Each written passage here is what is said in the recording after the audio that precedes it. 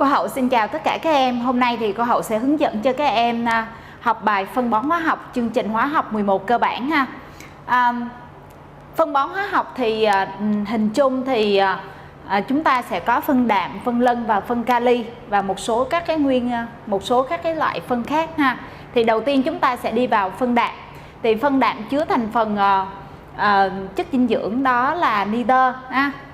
Rồi, vậy thì nitơ sẽ cung cấp cho cây dưới dạng ion gì? Thì phần 1 cung cấp nitơ hóa hợp cho cây dưới dạng gốc nitrat các em, NO3 trừ, hoặc là gốc amoni NH4 cộng ha.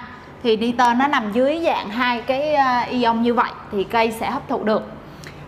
Và độ dinh dưỡng tức là mình muốn so sánh thử coi cái loại phân đạm này so với loại phân đạm kia thì hàm lượng chất dinh dưỡng phân nào tốt hơn, phân nào cho nhiều hàm lượng nitơ hơn thì sẽ được đánh giá thông qua cái giá trị phần trăm khối lượng của nguyên tố nitơ nha. Như vậy là độ dinh dưỡng của phân đạm sẽ được tính thông qua phần trăm khối lượng của nguyên tố nitơ. Nếu phần trăm khối lượng nitơ của loại phân nào cao hơn thì độ dinh dưỡng của phân đó sẽ cao hơn. Bây giờ cô sẽ đi vào các cái loại phân đạm thì có phân đạm amoni, phân đạm nitrat và phân ure. Thì phân đạm amoni ví dụ như là các cái loại phân mà có các cái gốc amoni như thế này. Về cách điều chế thì rất là đơn giản, mình lấy A3G tức là phân tử NH3 ha. Tác dụng với lại axit tương ứng. Ví dụ như là muốn điều chế phân đạm amoni sulfat thì chúng ta sẽ lấy NH3 tác dụng với H2S4. Như vậy sẽ ra amoni sulfat. Đó, rất là đơn giản. Ví dụ như NH4Cl thì ta sẽ lấy NH3 cộng với lại axit HCl ha. Rồi phân đạm nitrat ví dụ như là NaNO3 canxi nitrat thì về cách điều chế ta cũng lấy cái axit HNO3 tác dụng với muối carbonat tương ứng. Rồi ở đây cô lấy ví dụ như là cô cho đá vôi CaCO3 được chưa, cộng với HNO3 thì ra muối nitrat là muối gì nè? Thì ta sẽ có là canxi nitrat ha. H đi với lại CO3 thì ra CO2 và nước. Được chưa? Rồi cân bằng. Rồi đủ luôn. Rồi bây giờ chúng ta đi qua cái loại phân đạm cuối cùng đó là phân ure. Thì đây là một cái loại phân đạm rất là tốt vì cái độ dinh dưỡng thì chúng ta tính theo phần trăm của nitơ ha. Thì chúng ta tính thử coi được bao nhiêu nè. Phần trăm nitơ thì ở đây có 2 nitơ, vậy là 14 nhân cho 2. Rồi mình chia nguyên cái M lớn của ure là 14 với 2 là 16 nhân cho 2 cộng với 12 với lại 16 là 28. Rồi nhân 100%. Rồi mình tính thử cái phần trăm của khối lượng nitơ thử coi ra bao nhiêu nè. Cái này là 28 chia 32 cộng cho 28 thì nó khoảng là 46,67% các em. 46,67%. Thì cái hàm lượng này là hàm lượng cao nhất rồi ha. Cho nên là phân ure thì chứa độ dinh dưỡng cao nhất, hàm lượng nitơ lớn nhất. Về cách điều chế thì em rất là đơn giản là em sẽ lấy khí NH3 tác dụng với CO2 thì em sẽ ra được là đạm ure NH2 2 lần CO. Rồi mình cân bằng hai cái này.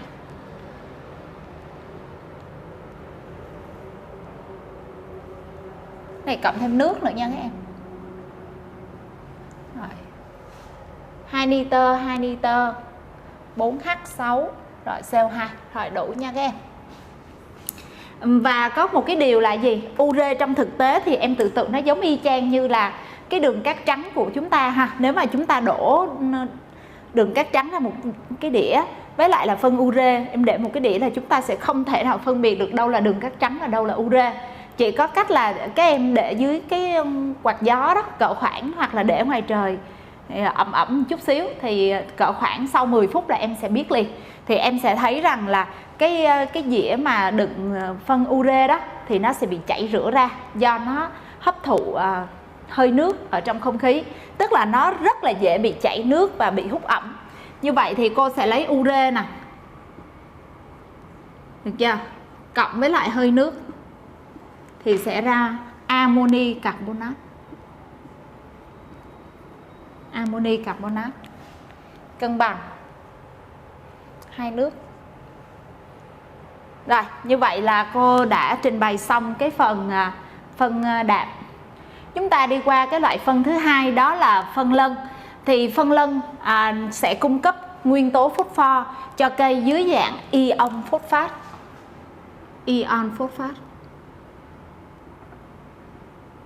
Rồi, độ dinh dưỡng thì được tính bằng tỷ lệ phần trăm về khối lượng của B2O5, tức là oxit ha, B2O5.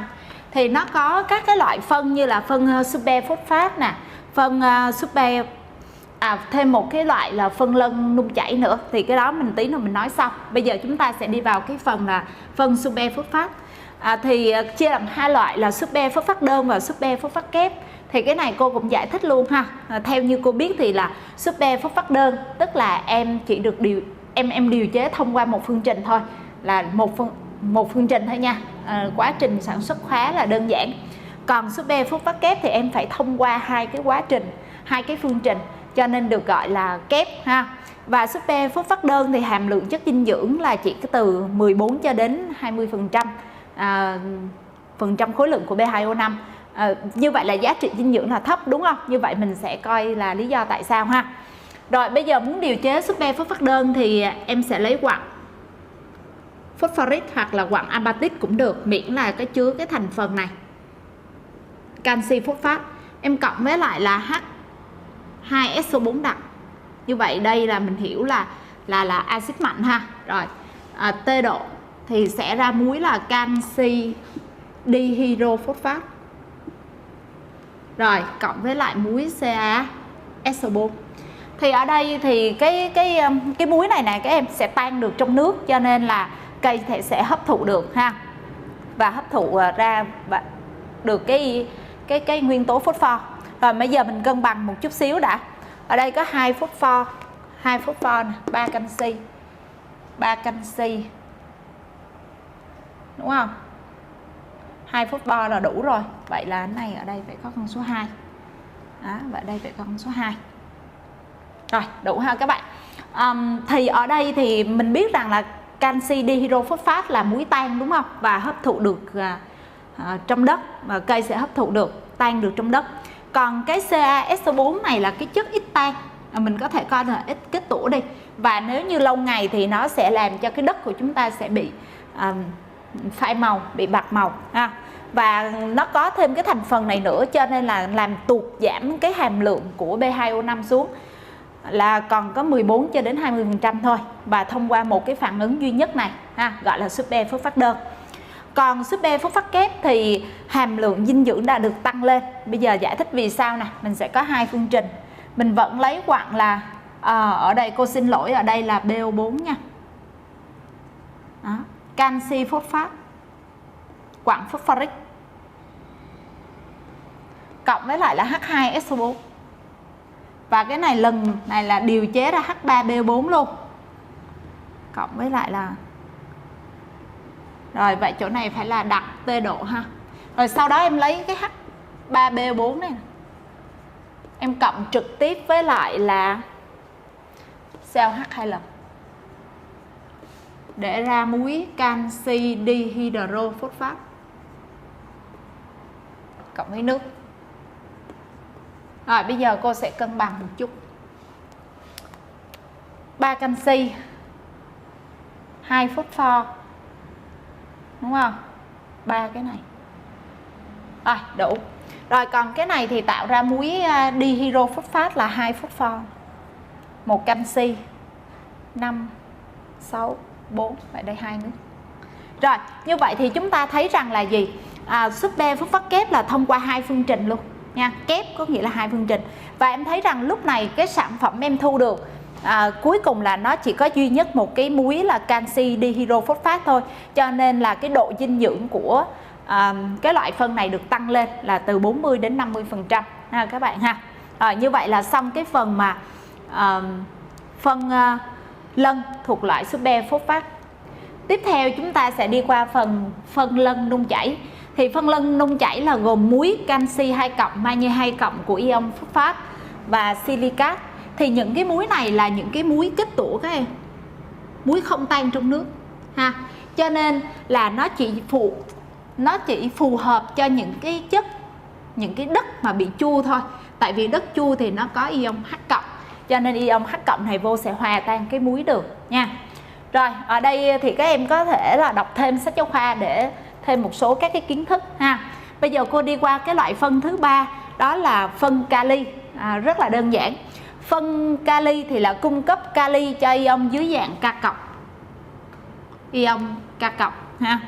Độ dinh dưỡng được tính bằng phần trăm về khối lượng của oxit K2O, oxit K2O đó. Như vậy một số các cái loại phân như là KNO3 ha, KCl vân vân. Và ở đây cô giới thiệu thêm một cái loại là tro thực vật. Ví dụ như ở dưới quê đó em có thấy một số các cái trường hợp các bác nông dân là đốt lá ha, lấy tro rồi em bón cái tro đó lại cho cây cối. Thì cái tro đó nó có cái tác dụng là gì? Nó sẽ giữ chống rét cho cây, giữ ấm được cho cây, rồi chống một số các cái loại sâu bọ nữa.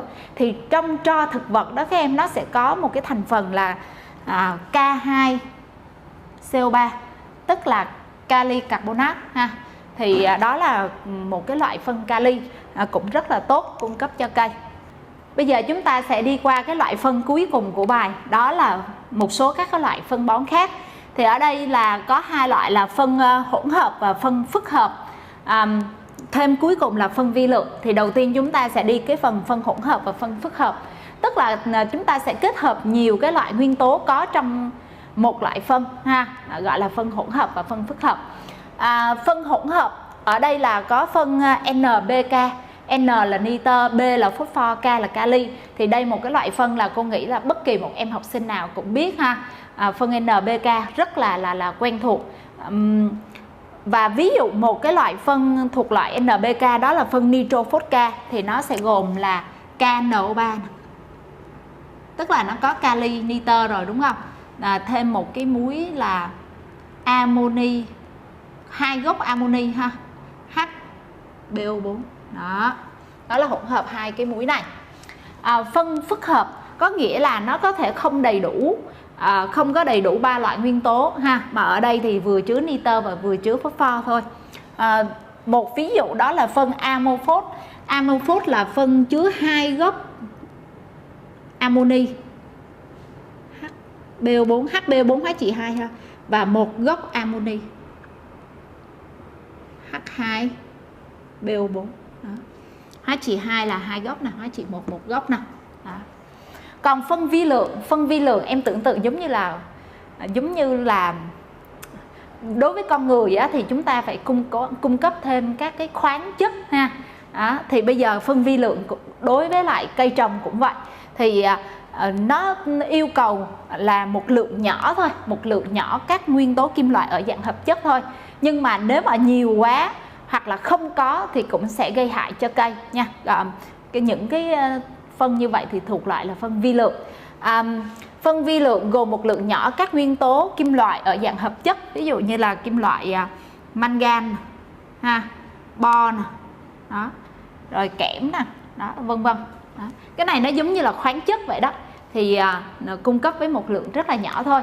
Thì như vậy thì cô đã hướng dẫn xong cái bài phân bón hóa học. Thì tóm gọn lại, phân bón hóa học thì có 3 loại phân chính là phân đạm, phân lân và phân kali.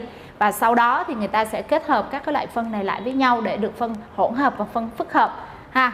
Và cũng không thể thiếu được là một ít của phân vi lượng. Một số cây thì sẽ cần một số loại phân vi lượng nhất định và mình phải cung cấp cho nó thì cây mới phát triển đầy đủ được. Rồi cô Hậu xin chúc các em học bài phân bón hóa học thật là tốt. Hẹn gặp lại các em trong những bài học tiếp theo.